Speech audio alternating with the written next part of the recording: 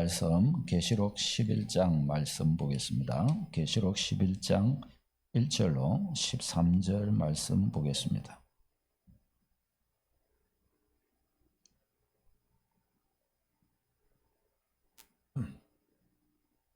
계시록 11장 1절로 13절 말씀입니다. 교독하겠습니다. 1절. 또 내게 지팡이 같은 갈대를 주며 말하기를 일어나서 하나님의 성전과 제단과 그 안에서 경배하는 자들을 청량하되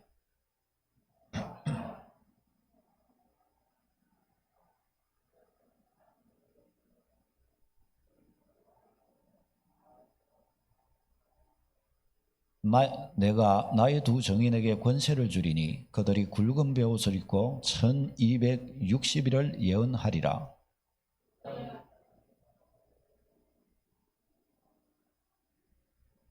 만일 누구든지 그들을 해하고자 하면 그들의 입에서 불이 나와서 그들의 원수를 삼켜버릴 것이요 누구든지 그들을 해하고자 하면 반드시 그와 같이 죽임을 당하리라.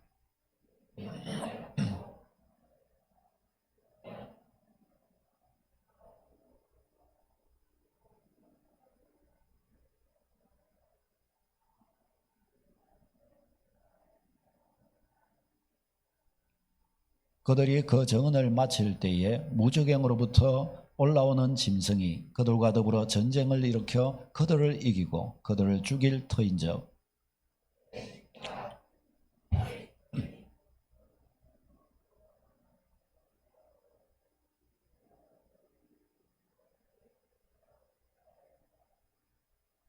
백성들과 족속과 방언과 나라 중에서 사람들이 그 시체를 사흘 반 동안을 보며 무덤에 장사하지 못하게 하리로다.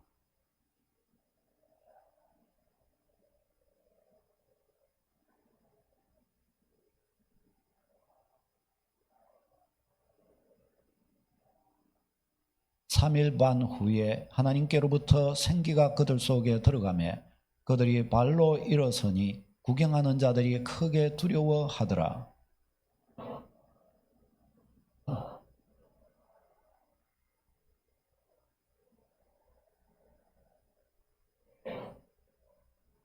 맞죠?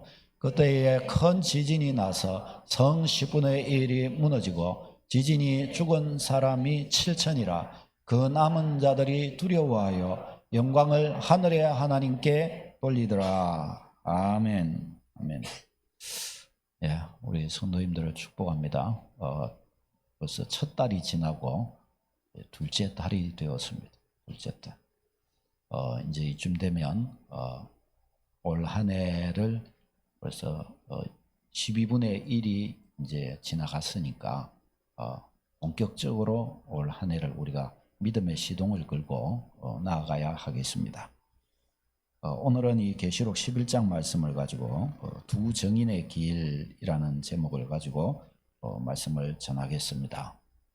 오늘 이 말씀 속에서 주님의 교회와 우리가 이 세상에서 어떤 위치에 있는가를 우리는 좀 보아야 될 것이고 또 우리가 주님의 교회가 맡은 사역이 얼마나 중차대한 사역인가를 우리는 마음에 새기도록 해야 하겠습니다.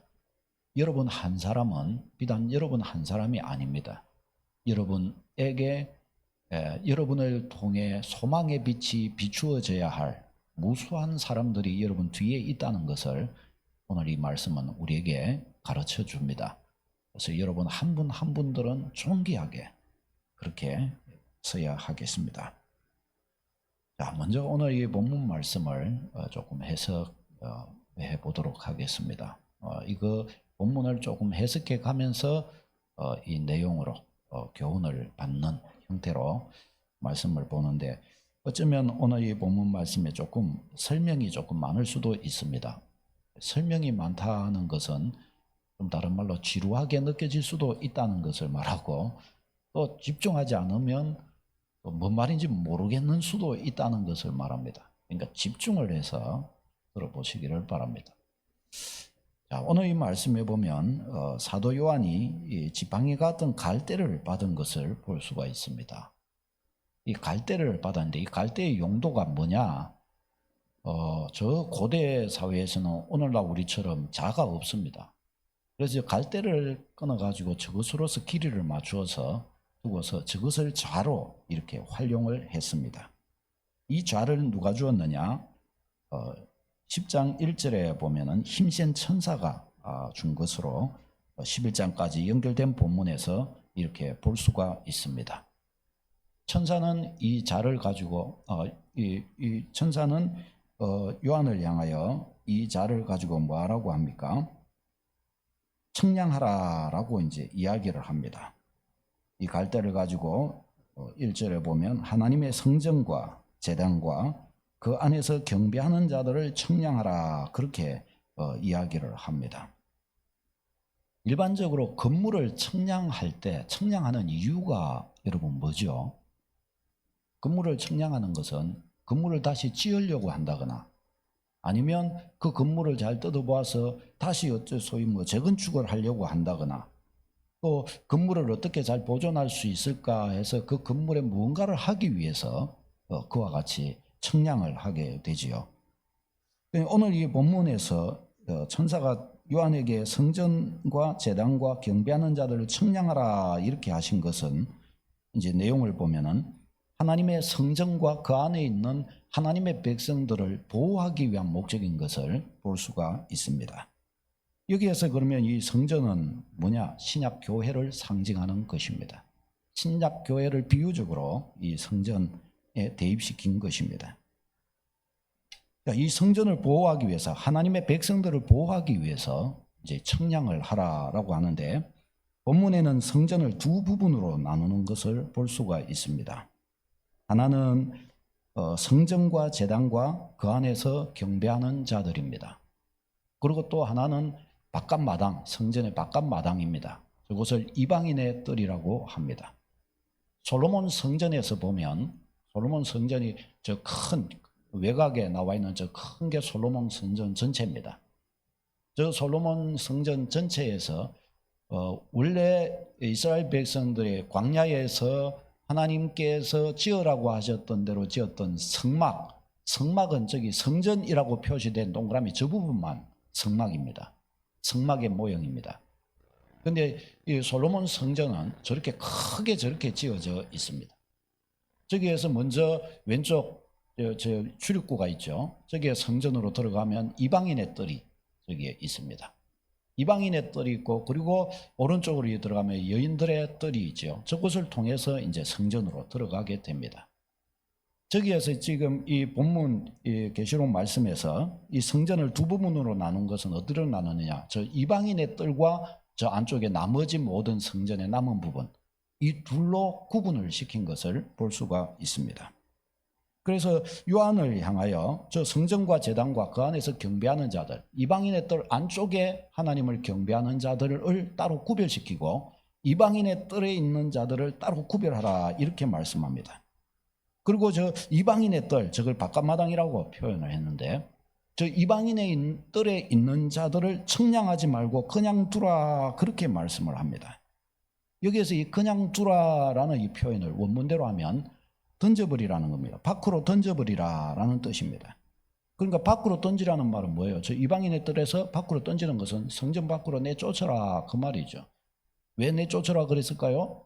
하나님의 백성이 아니기 때문입니다. 저 요한을 향하여 저 성전을 청량하라고 해서 참된 하나님의 백성은 안으로 들이고 그렇지 않은 자들, 백성인 것 같지만 아닌 자들까지 쳐내라는 것입니다.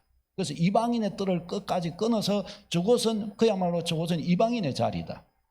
우리 믿음의 백성은 하나님의 성전문을 향하여 들어왔지만 이방인의 뜰에 머물러서는 안 됩니다. 저 안으로 다 들어가야 할 줄로 믿습니다. 여기 이 사도 요한을 통해서 성전을 청량하라고 하면서 이방인의 뜰까지 끊어서 저기서부터는 밖으로 던져버리라고 그렇게 말씀을 해요. 이방인이라. 그러니까 저들이 이방인 취급해야 된다라고 그렇게 말씀합니다.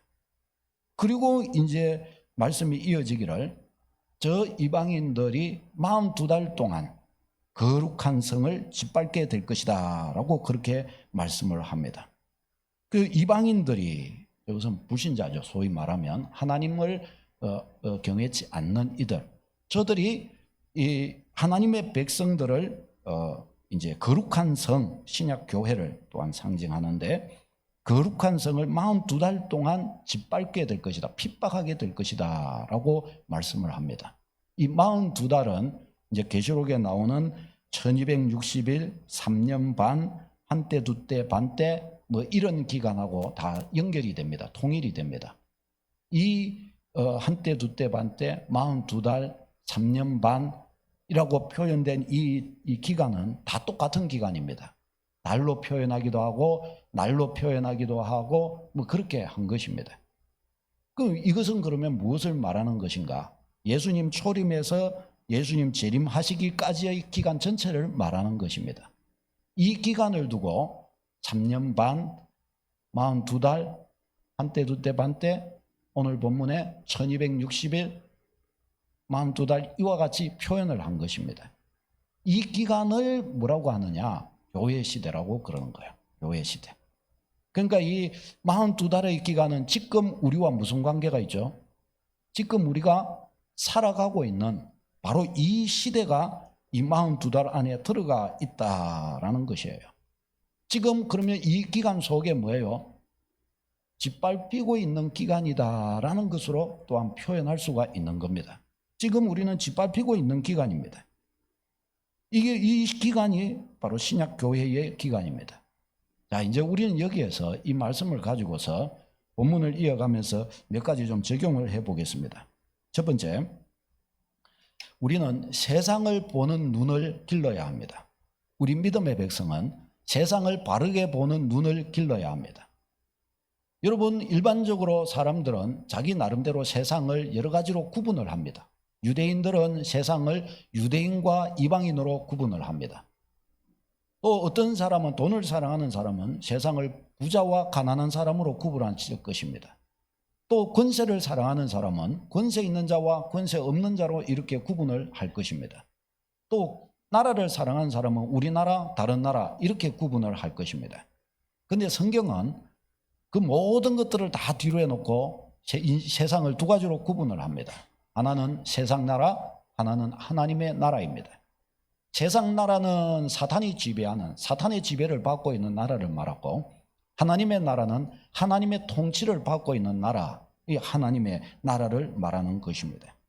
오늘 이 본문에서 사탄이 임금이 되어서 지배하고 있는 세상 나라를 대변하는 것이 오늘 이 본문에는 이방인의 뜰과 성전 바깥쪽을 말하는 것입니다.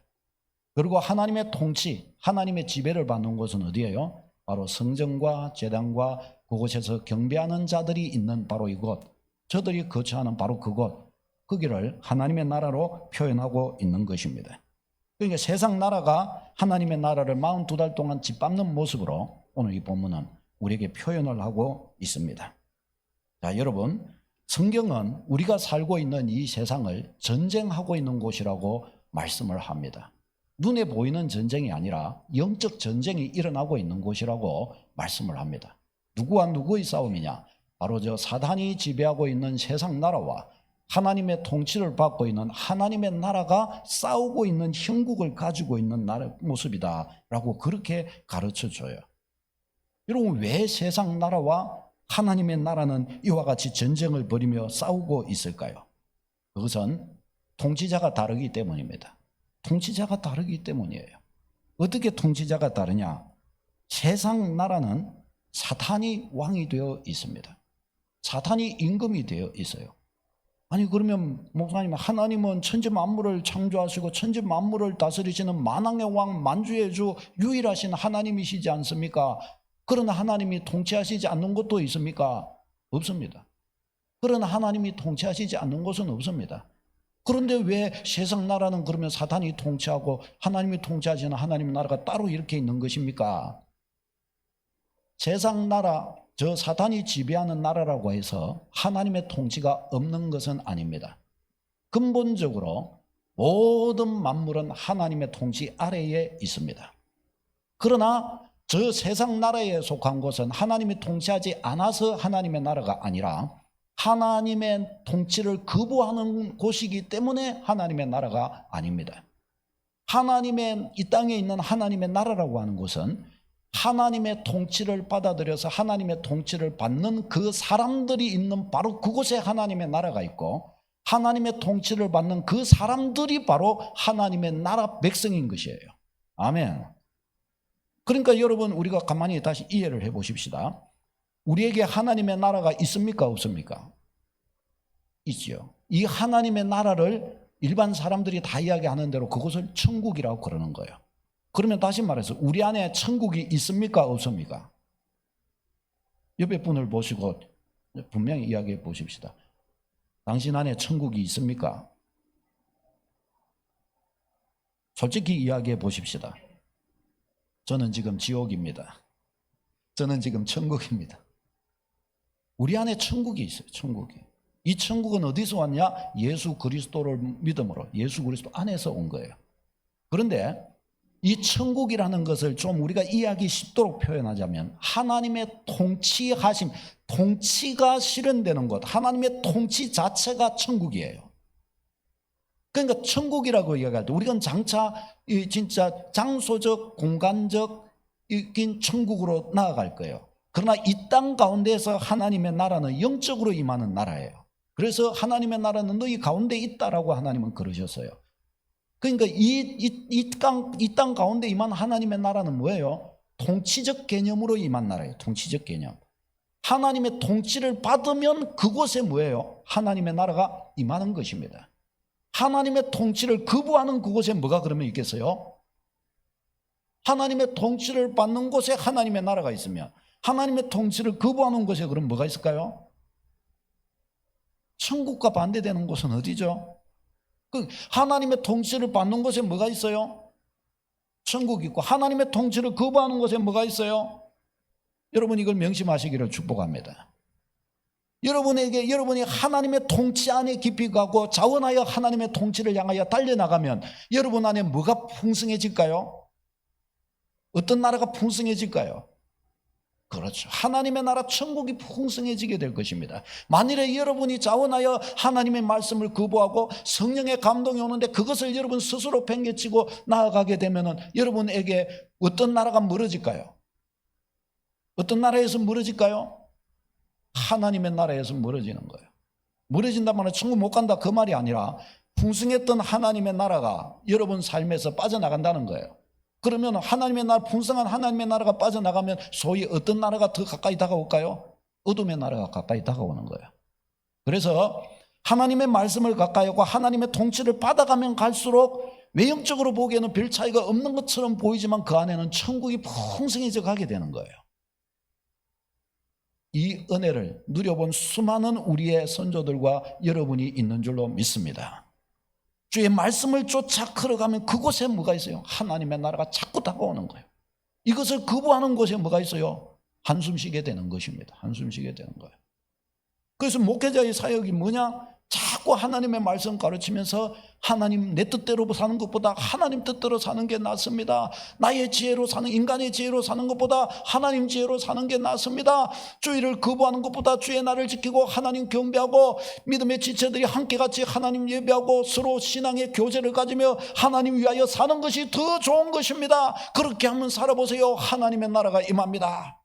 이거 이야기해 주는 것입니다. 이거 들어보고 과연 그런가 하여 그 말씀 쫓아가 보는 사람은 사는 거고, 그렇지 않는 사람은 이 비밀을 알지 못하게 될 것이에요. 어제 이야기를 들으니까 그 한 분이 완전 불교 집안이고 불신 가정이고 이러신데, 근데 그 가족 중에 친척이 이제 미국에 갔다가 거기에서 복음을 듣고 예수님을 믿은 거예요. 그래가지고 이분이 이제 한 집회에서 은혜를 많이 받고 그 이제 한국에서 온 그 부흥 강사님에게 부탁을 했대요. 저 우리나라에 가면 여차 저차 어디에 살고 있는 우리 친척이 있는데, 아니 그가 예수님을 안 믿으니 제발 그에게 가서 복음을 좀 전해 주십시오 그랬대요. 그래갖고 이분이 알겠다고 하고 복음 전해달라는데, 복음 전도자가 그러면 알겠다 해야죠.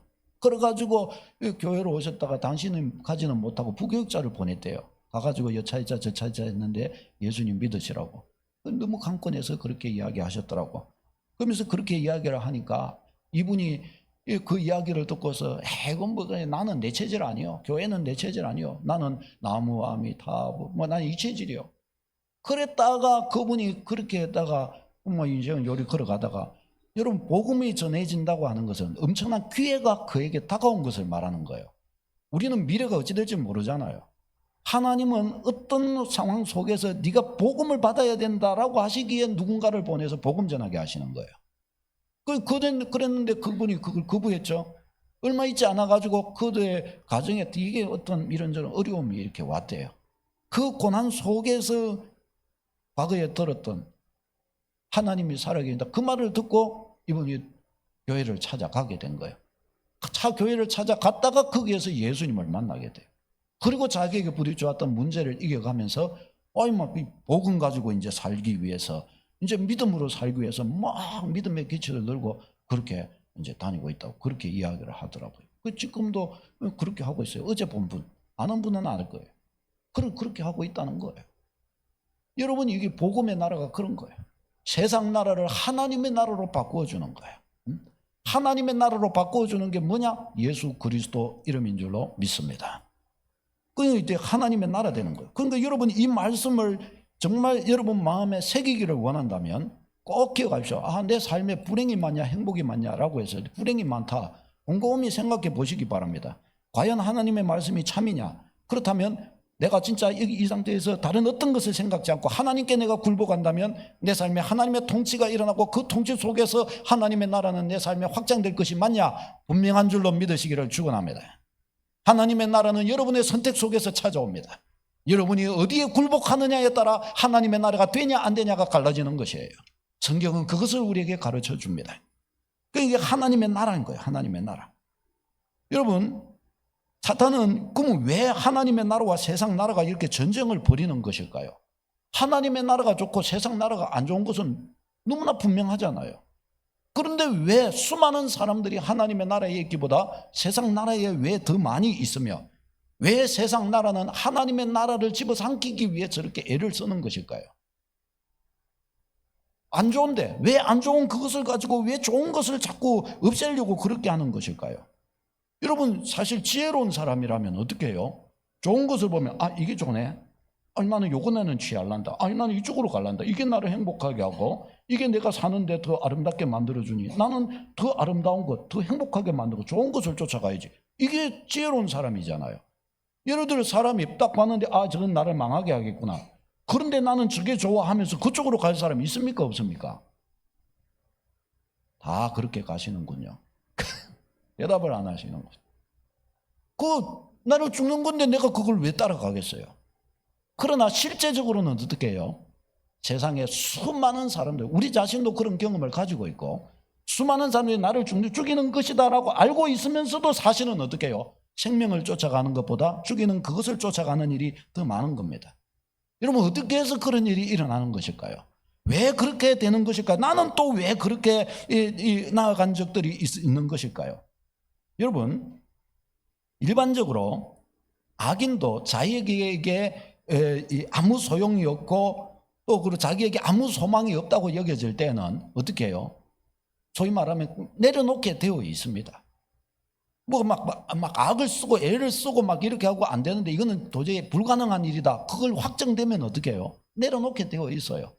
그래서 예를 들어서 죄인이 사형 선고를 받고 사형장 앞에 딱 서면은 어떻게 하겠어요? 눈물 흘리고 참회해야죠. 죽기 전에 참회하면서 내가 사실은 죄인이었습니다, 내가 살인자였습니다, 그리 하고 꼴까닥. 사실은 그게 그래도 죄인 중에 그래도 지혜로운 자죠. 근데 마지막 죽을 때까지 그렇게 안 하는 자도 있어요. 죽을 때까지 자기가 그래놓고 자기가 살인자이면서도 죽는 순간까지 나는 억울합니다, 나는 억울합니다, 억울합니다 하면서 꼬강 주는데 자기가 진짜는 살인자예요.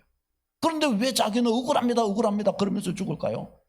악인이기 때문에 그런 거예요. 악인이기, 극도로 악인이기 때문에 그렇게 하는 거예요. 조금이라도 일말의 양심이 있고 일말의 마음이 있으면 어떻게 해요? 마지막에 가서 아무 소망이 없다 여겨질 이때에는 그거 다 내려놓는단 말이죠.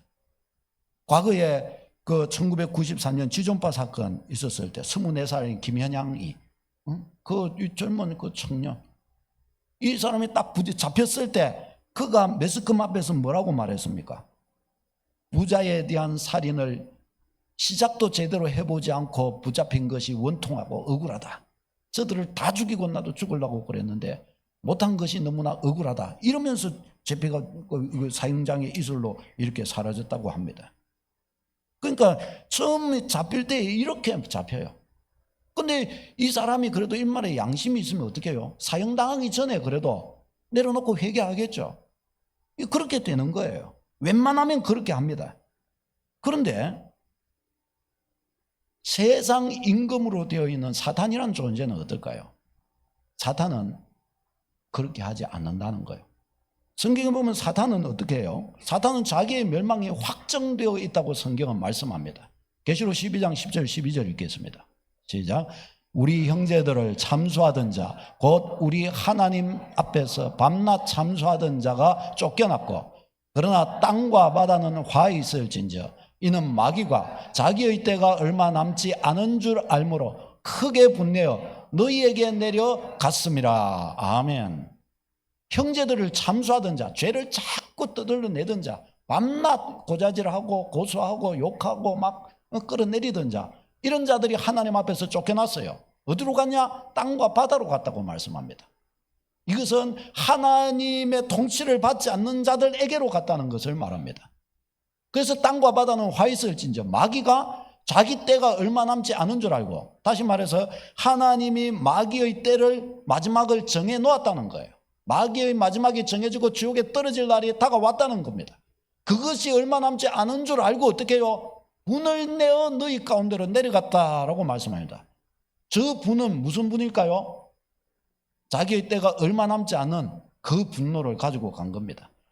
바로 이 마카파, 지존파, 이게 저들을 다 죽이고 죽어야 되는데 시작도 제대로 하지 못하고 죽는구나 하고 일을 가는 것처럼, 내가 지금 이 왕 한번 내보고 죽어야 되는데 그러지 못하다니 하고 이러고 내려갔다는 거예요. 내려가서 이제는 어떻게 해요? 땅과 바다에 있는 사람들을 어떻게 해요? 다 싸그리 자기 운명 공동체로 싸잡아서 다 끄고 가려고 한다는 것입니다. 그 저들 자기가 죽을 줄 알지만 그러나 그것으로 도저히 받아들이지 못하고 어떻게 해요? 자기 혼자 나 혼자 죽는 것은 너무 억울하다. 내가 뭐 할 수 있으면 모든 자를 다 끄집고 가고 난 같이 죽을란다. 할 수만 있으면 성경은 뭐래요? 믿는 자라도, 하나님이 택하신 백성이라도 끌어다가 어떻게 해요? 지옥에 같이 데리고 가기 위해서 애쓴다라고 그래요. 마귀 사탄. 여러분, 사탄은 왜 저렇게 하는 것일까요? 악질 중에 악질이기 때문에 그런 겁니다. 악의 끝판왕이기 때문에, 그는 회개할 줄은 모르기 때문에 그런 거예요. 그래서 저 사탄에게 붙잡히면 비참해지는 거예요. 저 사탄에게 붙잡히면 이상해지는 거예요. 사탄에게 붙잡히면 사망이 왕노릇하게 되는 것입니다. 그게 악의 끝판왕.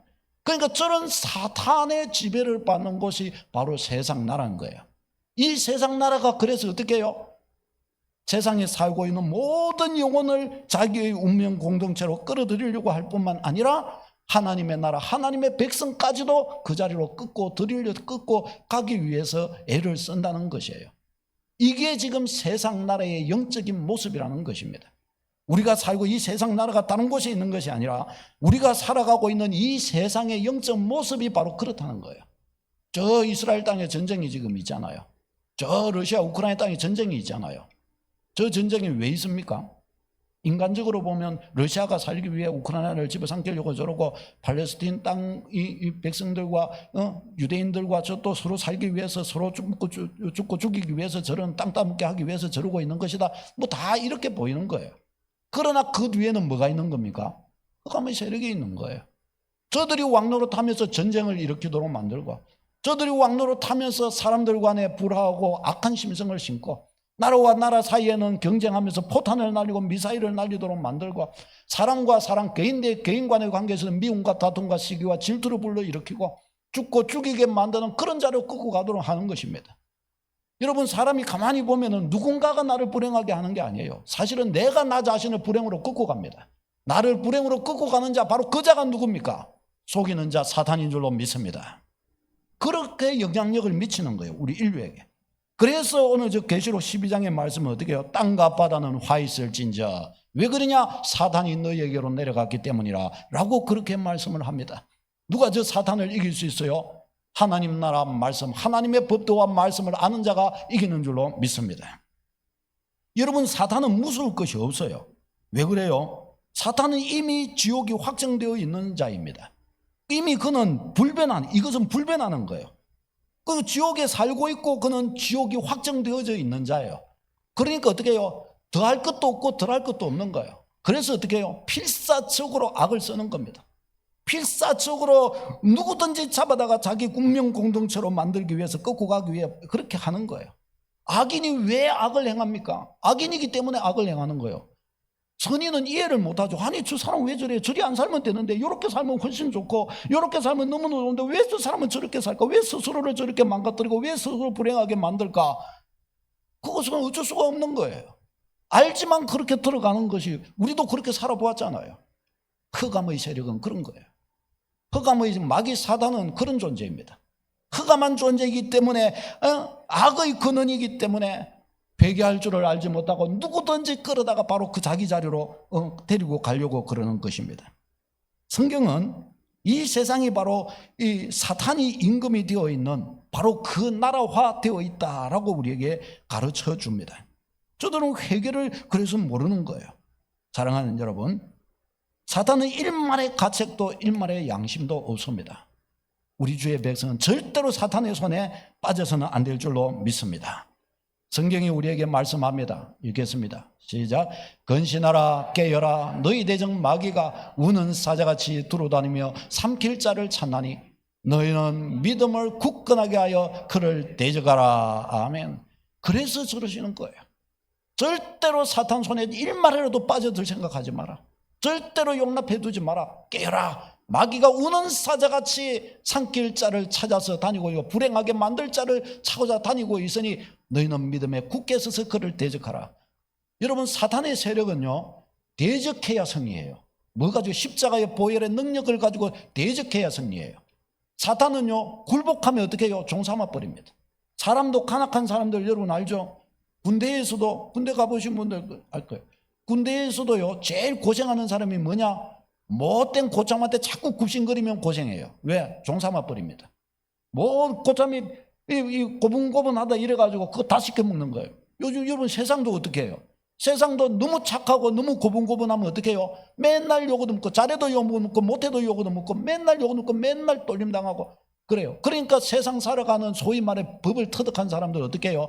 아, 내가 너무 착해지면 안 된다. 너무 착해지면 안 된다. 너무 착해지면 맨날 나만 당한다. 그러니까 어떻게 해요? 한 대 치면 나도 두 대 칠 준비하고 세 대 치면 더 비수를 가라고 더 세게 치고 그래서 나를 절대로 건드리지 못하게 만들어야 돼요. 이게 여기서 세상에서 배운 세상 다른 살아가는 처세술이 이런 거 아닙니까 여러분? 그러나 그것은 하나님의 방법과는 다른 줄로 믿습니다. 우리 믿음의 백성 그 모든 속에서 두 대 치면 나도 적어도 한 대 반은 쳐야 된다. 그런 방법이 아니라 주님의 눈, 주님의 마음, 믿음의 능력으로 이런 것들을 덮어버리고 엎어버릴 수 있는 능력이 있어야 할 줄로 믿습니다. 그래야 믿음으로 우리는 잘 살아갈 수가 있습니다. 여러분, 우리의 가정, 또 우리 나라, 주님의 교회, 세상 나라에 걸맞는 모습으로 세워져야 합니다. 여러분, 우리 믿음의 성도들의 삶이 세상 나라 가운데서 하나님의 나라가 분명하다, 그런 표시가 나는 믿음이 되도록 힘써야 할 줄로 믿습니다. 우리의 가정, 우리 성도된 우리의 가정에 마귀 사단이 지배하는 것 같은 그런 특징이나 그런 모습이나 이런 것들이 일말도 자리 잡지 않도록 딱 눈을 부릅뜨고 그런 것들을 관찰하면서 그런 종류들이 있으면 예수의 이름으로 몰아내고 말씀에 대한 순종으로 하나님의 통치 앞에 굴복함으로 그런 것들을 꺾어내는 은혜가 있기를 바랍니다. 뭐 다른 거 예를 드는 것보다 그래도 우리 집 예를 드는 게 더 낫겠죠. 제가 가족 간에 불화하는 일이 있을까요? 없을까요? 아내하고 다툴 때가 있을까요? 없을까요? 자녀들이 엄마 아빠 싸우는 거 보는 거 있을까요? 없을까요? 여러분 저희를 너무 좀 쉽게 보는 거 아닙니까? 잘 아시는군요. 있습니다. 그래서 부부가 막 건소치고 둘이 막 이야기를 하다가 막 이리 한 번씩 이렇게 다툴 때가 있습니다. 그러면 애들이 와가지고 엄마 아빠 싸우고 있어요 지금. 그래. 아니 지금 우린 싸우기는 왜 싸우냐? 우린 지금 의견을 조율하고 있는 거다. 거기 싸우는 것이 뭐예요? 그러면 아니다. 누구도 기분이 안 좋을 때 서로 막 그리 하지 않냐. 우리는 누구보다 더 친근하게 우리는 의사를 조율하고 있다. 그럼 조용히 천천히 하세요. 그래요. 이렇게 그거 해요. 그러다가 또 막 이렇게 그거 해요. 그러다가 이제 나중에 되면 가만히 보면 허탈해지죠. 뭐 내가 이겨도 허탈하고 저쪽이 이겨도 허탈하고 허탈한 거예요. 우리 믿음의 백성의 전쟁은 허탈한 거예요. 그럼 허탈하고 가만히 있으면 이제 눈치가 좀 있다가 보는 거죠. 누가 먼저 회개를 해야 되냐. 그렇게 해야죠. 누가 먼저 회개를 하겠습니까? 누가 먼저 화해의 손을 내밀죠?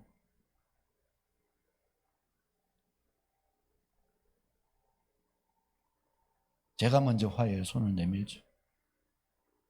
저희 아내가 보통 내기가 아니에요. 제가 화해의 손을 내밀지는 잘 안 내미는 거. 그러면 여보가 이리 와요. 애들아 이리 와라. 우리가 미안하다.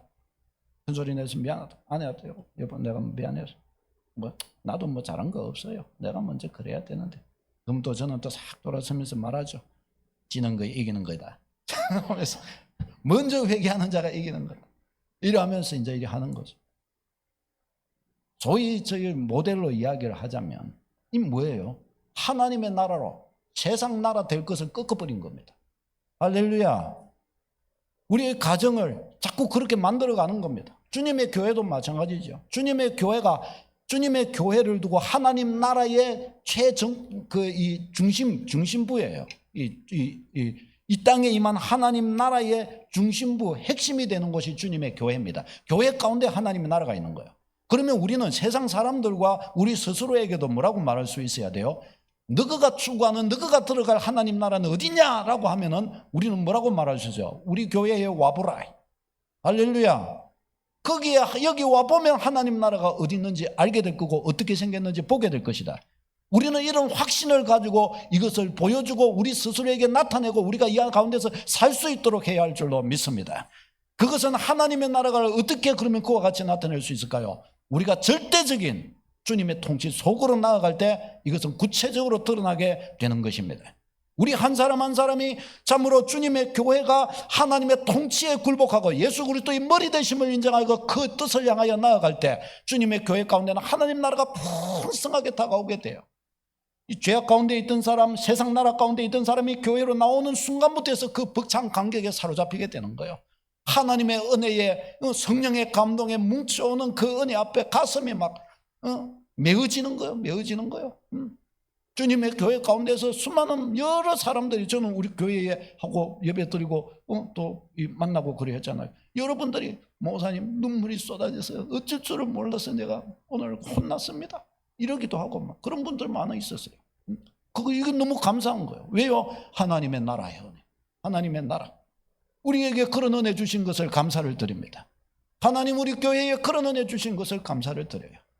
더욱더 우리는 어떻게 해요? 주님의 교회에 그 하나님의 나라가 풍성하게 우리는 그렇게 세워가야 하겠습니다. 하나님의 나라 되지 못하는 것, 하나님께 굴복하지 않는 것을 어떻게 해요? 하나님께 굴복시키는 그 자리로 가는 거예요. 한 번 더 그렇게 하면 하나님의 나라가 주님의 교회에 또 가정에 더 풍성해지게 되는 거예요. 이렇게 자꾸 우리는 해나가는 것입니다. 얼마나 좋습니까? 여러분, 세상을 보는 눈, 인생을 보는 눈, 하나님의 나라와 세상 나라 두 간에 싸우고 있는 이 형국의 눈을 가지고 우리는 세상을 분별해야 합니다. 그다음에 두 번째로 우리는 교회의 정체성을 명확하게 알도록 해야 합니다. 교회의 정체성. 3절에 보면 두 정인이 나옵니다. 이 두 정인이라고 표현된 것은 복음의 사명자로서의 교회를 상징적으로 표현한 것입니다. 교회는 두 정인에 해당합니다. 두 정인은 본문에 보면 베옷을 입고 1260일간 예언을 합니다. 여기서 굵은 베옷을 입었다는 것은 회개할 자가 되고 자기가 세상을 두고 세상을 대신하여 회개하는 자로 선다는 것을 말합니다. 회개하는 자로 자신이 서서 이 예언을 한다, 이 말은 복음을 전한다는 말입니다. 세상 앞에 서서 1260일간, 저 1260일이 뭐라고 그랬죠? 한때 두때 반때 3년 반 42달과 똑같은 핍박받는 그 기간 동안, 바로 이것은 신약 교회의 기간, 예수님 재림하실 때까지의 기간이에요. 이 기간 동안 교회는 어떻게 해요? 세상 앞에 서서 내가 죄인이요 내가 대신 회개할 자인 것처럼 해서 저들을 위하여 대신 회개할 자로 서서 처지맹60일을 저들에게 복음을 선포하는 자로 교회는 나타난다라는 것입니다. 이방인이 짓밟히면서 복음의 사명을 감당하는 것입니다. 여러분, 두 증인이 복음의 사명을 감당하는 것은 이것은 어떤 의미가 있을까요? 이는 아주 중요한 의미가 있습니다. 계시록 8장 9장에 보면은 7 나팔 재앙이 나옵니다. 7 나팔 재앙. 이 7 나팔 재앙이 또한 예수님의 초림에서 재림까지 있는 인생에 대한 하나님의 진노와 또 인생의 재앙들을 표현한 것입니다. 이 재앙으로 인해서 땅과 바다, 강, 천체, 온 세상에 하나님의 진노가 이렇게 임합니다. 온 세상에 하나님의 진노가 있잖아요.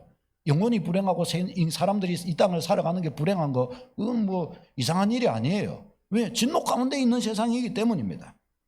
근데 이 진노 속에서 고통이 얼마나 큰지 사람들은 막 죽겠다고 아우성을 칩니다. 계시록 9장 5절 6절 읽어보겠습니다. 시작. 그러나 그들을 죽이지는 못하게 하시고 5달 동안 괴롭게만 하게 하시는데 그 괴롭게 함을 정갈이 사람을 쏠 때의 괴롭게 함과 같더라. 그날에는 사람들이 죽기를 구하여도 죽지 못하고 죽고 싶으나 죽음이 그들을 피하리로다. 아멘. 이게 이제 이 나팔 재앙을 통해서 영혼들이 당하는 고통이 정갈에게 괴롭힘을 당하는 것 같은 그런 고통이다 하면서 죽고 싶어도 죽기를 구하여도 죽지 못하고 죽음이 그들을 피해간다는 거예요. 그 고통의 이 끝판왕을 말하는 것이죠. 저런 모습이 뭐 어떤 특별한 때를 말하는 거예요. 지금 우리 시대에도 저런 맛을 다 보고 있는 거예요. 나는 목사님 저는 저런 것에 대해서 저런 고통이 어떤 건지 모르겠습니다. 감사하시기를 축원합니다. 하나님의 은혜 속에 그런 은혜가 있기 때문에 저걸 모르고 있는 거예요. 그러나 저런 은혜를, 세상에 저런 은혜를 모르는 사람보다, 저런 고통의 비참함을 모르는 사람보다 아는 사람이 더 많은 거예요. 세상에는 그런 고통이 얼마나 많이 있는지 모릅니다. 이런 비참한 고통들이 많이 있어요. 이런 재앙을 받으면서도, 이런 고통을 받으면서도 사람들의 반응은 어떠한가? 여러분, 예를 들어서 자녀가 뭔 잘못을 자꾸 해가지고 자녀를 고쳐줘야 되겠다 해갖고 부모가 회초리를 들어서 자녀들은 막 회초리를 때리면은 버틸만 하다가 그러면 자녀들이 어떻게 하죠? 내가 뭔 잘못했는데 막 하면서 큰 소리를 쳐요. 근데 이게요, 네가 이기나 내가 이기나 보자 패 해가지고 막 이렇게 하면은 이제 어떻게 해요? 아이고야, 내가 이대로 있다가는 다리가 부러지든지 문수가 나겠다 생각이 들면 그때 이제 어떻게 해요? 아이고, 나 엄마 내 잘못했어요 하고 요럴 거 아니에요. 그러니까 회초를 맞아봐야, 한 대 맞아봐야 내가 잘못했구나, 자존심을 끊고 자기 죄를 인정하고 이렇게 한단 말이죠. 그러면 끝까지 버티고 인정 안 하면 어떡합니까? 악한 거죠. 독한 거죠. 야, 이제 독한 거 더 때리면 사람 죽이겠다. 더 못 때리는 거죠. 바로 이 시대가 그러하다고 말씀을 합니다. 계시록 9장 20절 21절 읽겠습니다. 시작. 이 재앙에 죽지 않고 남은 사람들은 손으로 행한 일을 회개하지 아니하고 오히려 여러 귀신과 또는 보거나 듣거나 다니거나 하지 못하고 금과 돈과 목석의 우상에게 절하고 또 그 살인과 복술과 음행과 도둑질을 회개하지 아니하더라. 아멘. 이것은 뭔가 하면은 세상에 있는 이런 극한 하나님의 진노와 심판들이 저들에게 오고 있고 저들이 맛보았고 그 고통 속에 죽지도 살지도 못하는 그런 아픔 속에 있다고 고백하지만 저들은 뭐하고 있어요? 회개할 줄을 모르는 거예요. 회개의 길을 찾지를 못해요. 하나님을 자꾸 찾으려고 가지고 오히려 어디로 가는 거예요? 오히려 더 우상에게 가서 절하고 살인과 복술과 음행과 도둑질을 회개하지 않고 그렇게 살아가는 거예요. 저도 많은 사람들에게 복음을 전하고 이뤄봤지만은 하나님이 좋은 줄을 알아요. 그러나 하나님 앞에 나왔다가 다시 세상으로 가요. 나중에 이야기 들어보면 죄짓다가 아주 불행하게 된 경우가 굉장히 많아요. 왜 그러면 그는 하나님 앞에 살 길을 찾아왔다가 왜 많았느냐? 죄악 가운데 더 살고 싶거든요. 깨끗한 데로 안 오고 싶은 거예요. 깨끗한 데로 오는 것이 두려운 거예요. 이런 일이 굉장히 많아요. 저들을 건져내야 할 줄로 믿습니다. 그러면 저들은 하나님의 저 진노와 저 극한 심판, 회개해라 너희 하나님께로 와라. 인생은 연약하다. 눈물 흘리고 내 눈물과 콧물을 봐라. 네가 네 인생의 주인 될 수 없다. 네 인생을 네가 책임질 수 없다. 하나님이 가르쳐 주심에도 불구하고 왜 사람들은 하나님께로 그렇게 나오지를 못하는 것일까요? 그 고통, 인생의 그 고통도 사람을 건져주지를 못하더라는 것입니다. 그러면 뭐가 건져줄 수 있는가? 이들에게 답이 될 수 있는 것은 뭔가? 오늘 그래서 이 계시록 11장이 그 답을 갖춰주는 거예요. 오늘 이 11장이 알려주는 답이 뭐냐? 바로 이 두 증인이 답이 된다는 것입니다. 이 두 증인의 예언 사역이 답이 된다는 것이에요. 저렇게 회개할 줄 알지 못하고 자신의 연약함과 눈물을 흘리면서도 하나님께로 나올 줄 모르는 저 영혼들은 어떻게 해서 하나님께 나올 수 있냐? 바로 두 증인의 복음 전파를 통해 저들은 하나님께 엎드릴 수 있는 기회가 주어진다라고 우리에게 가르쳐 줍니다. 13절 읽겠습니다. 시작. 그때에 큰 지진이 나서 성 10분의 1이 무너지고 지진에 죽은 사람의 7천이라. 그 남은 자들이 두려워하여 영광을 하늘에 하나님께 돌리더라. 아멘. 지진이 나서 성 10분의 1이 무너지고 죽은 사람이 7천이나 되고 막 저렇게 표현을 하는 게 저게 바로 하나님의 진노로 죽어나가는 영혼들의 모습을 보여준 겁니다. 그런데 그 중에서 이제 남은 자들이 어떻게 해요? 두려워 떨며 하나님께 영광을 돌리는 모습으로 저기 나타납니다. 앞에서는 9장에서는 어땠냐? 9장에서는 7 나팔의 재앙 앞에서 손으로 하는 일을 회개치 않고 오히려 귀신에게, 오히려 우상에게 간다, 이렇게 말씀을 했는데, 두 증인이 사역이 지나고 나서 이제 어떤 사람이 나와요? 남은 자 중에 두려워 떨며 하나님께 영광을 돌리는 이들이 나타나게 되는 거예요. 두 개의 차이가 뭐예요? 두 증인의 사역이 그 사이에 있는 거예요. 두 증인의 사역이. 이 두 증인의 사역이 누구의 사역요? 교회의 사역이에요. 무슨 사역요? 복음 전파의 사역인 것입니다. 바로 이 땅에 주님의 교회의 역할이 뭐냐? 주님의 교회의 이 땅에서의 존재의 이유가 뭐냐? 바로 이것이라는 것입니다. 주님의 교회가 있어 세상에 회개치 못하는, 주님께로 엎드리지 못하는 영혼들이 엎드릴 기회가 주어지게 된다는 것입니다. 이 일을 누가 감당할 수 있어요? 주님의 교회가 감당할 수 있다는 것입니다. 교회 외에 다른 누군가가 감당할 수 있냐? 없다는 것입니다. 여러분, 주님의 교회가 얼마나 중차대한 공동체인가를 우리는 놓치지 말아야 됩니다.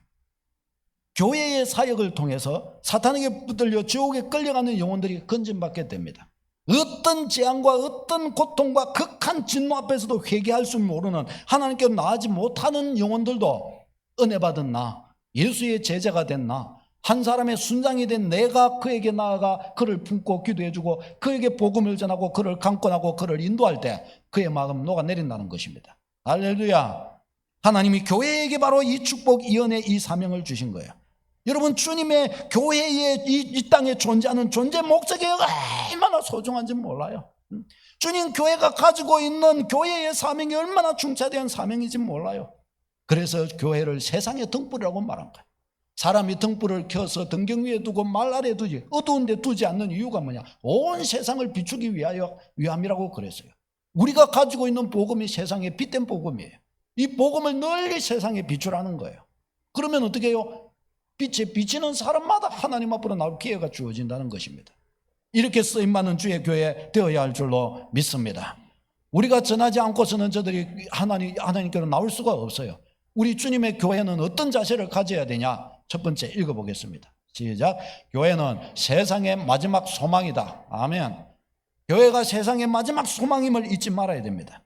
여러분, 인터넷에 보니까 이순신 장군도 그러면 지옥에 갔단 말입니까? 그러니까 그게 또 답 달린 거 보니까 기독교인이 답 달린 거니까 예수님이 안 믿었으면 지옥 갑니다. 그런데 아니, 그거는 뭐 예수님 알지도 못하는데 어찌 지옥 갑니까? 우리나라를 건진 이분이 지옥 간다면 나는 그런 그런 하나님 안 믿으랍니다. 막 하면서 막 이래 그래 놨더라고요. 여러분, 이순신 장군이 예수님을 믿지 못하게 된 이유는 뭡니까? 이순신 장군이 예수님을 안 믿은 이유가 뭡니까? 예? 그렇죠. 복음을 못 들어서 전국 구원을 못 받는 거예요. 복음 전해줄 자가 없었던 거예요. 그럼 그때 교회가 있었습니까? 없었습니까? 없었다고요? 마태마가 누가 요한복음이 언제 있었어요? 마태마가 누가 요한복음은 1세기 교회입니다. 1세기 교회. 이순신 장군은 몇 세기 사람입니까? 조선시대 16세기 15세기 맞나요? 그때 사람 아닙니까? 그런데 왜 이순신 장군은 왜 복음을 못 들었어요? 복음을 가진 주님의 교회가 땅끝까지 복음을 안 전해서 그런 거예요. 땅끝까지 복음을 안 전해서 주님의 교회가 복음 전하러 안 가서 그런 거예요. 왜 우리나라에 왜 복음을 안 전했을까요? 우리나라가 우상숭배가 강하고 이러니까, 문명도 발달 안 하고 이러니까 우리나라까지 안 온 거예요. 우리나라가 오다가 만 거예요. 그러다가 쫙 우리나라 세국정책을 펼치도 흥선되어 온 거, 그 시대에, 그 암울한 시대에 복음을 전해준 거예요. 수많은 순교자들을 내면서 말이죠.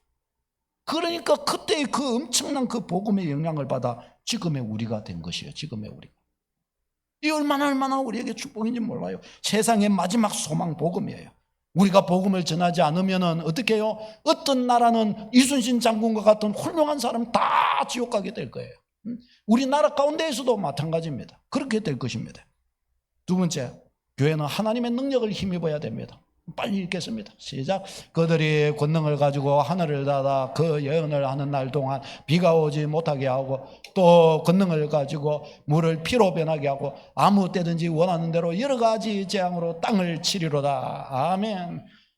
5절에 보면은 저들 건드리는 자는 다 불에 태워 죽여버린다 그랬어요. 이게 뭐냐? 그리스도인의 야성, 믿음의 야성인 거예요. 믿음의 야성을 가지고 어떤 세상의 그 어떤 위협과 어떤 강압 앞에서도 꺾이지 않는다는 거예요. 저기에서 하늘을 닫아 비가 오지 못하게 한다며, 저기 누구 뭐예요? 엘리야의 영성. 엘리야의 3년 6개월 비 오지 않게 하는 것. 물을 변하여 피가 되게 하고, 모세의 애굽에서의 10가지 재앙 가운데 하나, 피가 되게 하는 첫 번째 재앙이죠. 피로 물이 되게 하는 것. 이 뭐예요? 교회의 영성이라는 거예요. 어떤 영성요? 엘리야와 모세의 영성을 가지고 사명을 감당해야 된다는 겁니다. 이 교회의 사명인 거예요. 교회의 사명. 교회는 하나님의 능력을 힘입어서 엘리야 같은 영성으로, 모세 같은 영성으로 가야 돼요. 비겁하고 비굴해지면 안 돼요. 신앙을 가진, 믿음을 가진 자는 비겁하고 비굴해지면 사탄한테 붙잡히는 거예요. 할렐루야. 강하고 담대한 믿음으로 써야 할 줄로 믿습니다. 마지막 세 번째가 십자가의 길을 통해서 부활의 영광을 힘입는 자가 되는 것입니다. 계시록 11장 8절 오늘 본문인데 읽어보겠습니다. 시작.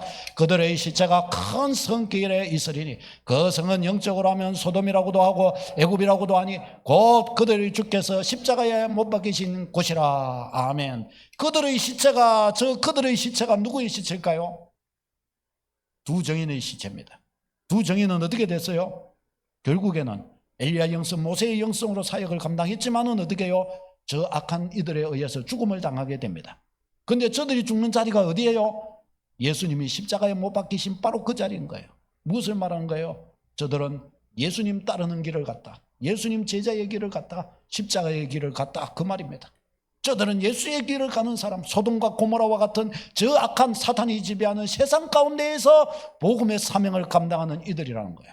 이 사탄이 지배하는 세상 나라 가운데에서 하나님의 나라로 들어와서, 두 정인으로 들어와서 여기에서 어떻게 해요? 십자가의 길을 가며 복음의 사명을 감당하는 교회의 모습, 이것이 바로 저기에 저렇게 표현되어 있는 저 모습이에요. 장렬하게 전사하는 거예요. 어디서 전사해요? 주님이 십자가에 못 박히신 바로 그 자리에서 우리도 같이 전사하는 것입니다. 그 뒤에 그러자 어떻게 돼요? 저들은 부활하여 하늘 보좌 우편에 승천하여 앉게 되는 것을 볼 수가 있습니다. 십자가의 길을 갈 때 부활의 성천의 역사가 있는 줄로 믿습니다. 우리 주님의 교회, 주의 백성의 야성이 어디서 나오냐? 죽기까지 복종하는 십자가의 길을 걸어갈 때, 죽기까지 죽어지는 역사가 일어날 때 부활의 영광이 찾아오는 거예요. 교회의 영광은 그렇게 세워지게 됩니다.